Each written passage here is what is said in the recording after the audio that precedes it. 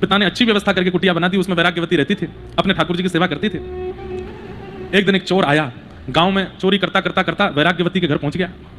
खिड़की पर जाकर के देख रहा था अंदर क्या चल रहा है। वैराग्यवती अपने ठाकुर जी को शयन करा रही थी, और शयन कराते कराते बोल रही थी, हे नाथ, मुझे अब कुछ नहीं चाहिए, संसार के किसी विषय में मेरा मन नहीं है, मैं बहुत प्रसन्न हूं कि मुझे कुछ नहीं भाता, मुझे केवल आप भाते हैं। लेकिन मैंने सुना है बिना गुरु की कृपा के आप नहीं मिलोगे, कृपा करके आप ही किसी गुरु को मेरे जीवन में भेज दो।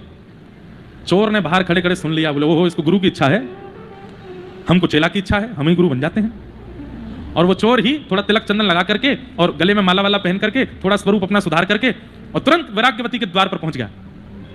अरे कोई है? यहाँ ब्राह्मण देव को बहुत जोर की प्यास लगी, सब इधर देखो, कथा सुनो। ब्राह्मण देव को बहुत जोर की प्यास लगी, कोई जल पिलाएगा? अरे कोई है? इतने में वैराग्यवती देखा कि कोई संत महात्मा साधु बाहर जल मांग रहे हैं, तुरंत ठाकुर जी की प्रसादी जल लेकर के दौड़ी, जय हो महापुरुष, आप प्यासे हैं, विराज जाइए, जल पान कीजिए। चोर बोला, अरे बालिकाए, मैं तुमसे बहुत प्रसन्न हूं, लेकिन मैं क्या बताऊं, मैं अपने नियम के कारण मुझे लगता है किसी दिन प्राण त्याग दूंगा। ऐसा क्या नियम है आपका?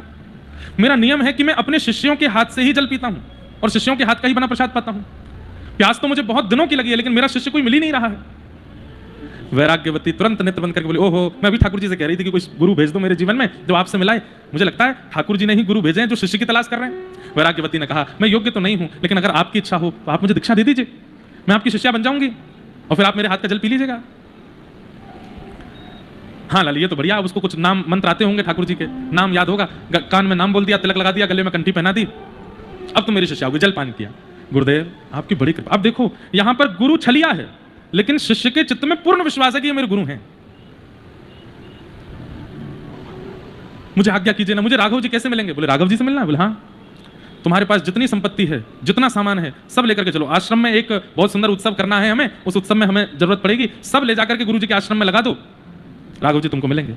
बोले गुरुदेव मुझ पर संपत्ति तो ज्यादा नहीं, पर ठाकुर जी के सोने के बर्तन और कुछ आदि हैं, ले चलो सबको ले चलो, ठाकुर जी को भी ले चलो। वैराग्यवती ने तो झटपट सब सामग्री रखी, गुरु के वचन अटल कर मानो, मेरे गुरुदेव कह रहे हैं राघव जी ऐसे ही मिलेंगे। सब सामान इकट्ठा कर लिया, ले जाने लगी। गुरुदेव बोले, अरे तुम इतना भार कैसे उठाओगे, लाओ थोड़ा मुझे दे दो। नहीं गुरुदेव मैं उठा लूंगा, ठाकुर जी वाला तुम रख लो, ठाकुर जी अपनी बाकी सामग्री मुझे दो, मैं लेके चलता हूं। लेके चल रही है, अपने गुरुदेव का मुख भी नहीं देख रही, केवल चरण देख रही है, कितने कोमल चरण हैं इनके, कितने मधुर मेरे गुरुदेव हैं। वो चोर हैं वो। चलते चलते चलते एक रास्ते में कहीं पहुंचे। गुरुदेव ने कहा, हमारी दीक्षा की एक परंपरा है, वो तुम करना भूल ही गए। बोले क्या? बोले इस पेड़ के पास खड़ी हो जाओ। वैराग्यवती खड़ी हो गई, उसको रस्सी से बांध दिया वैराग्यवती को और कहा, ये सामान सब हम ले जा रहे हैं, आश्रम पर रख के आते हैं, जब तक हम आश्रम जाएंगे और लौट के आएंगे ध्यान रखना, हमारे आने के बाद ही ठाकुर जी तुमको मिलेंगे, जब तक मैं ना आऊं यहां से जाना नहीं, ये हमारी दीक्षा की एक परंपरा है, ये तब तुमको करना पड़ेगा।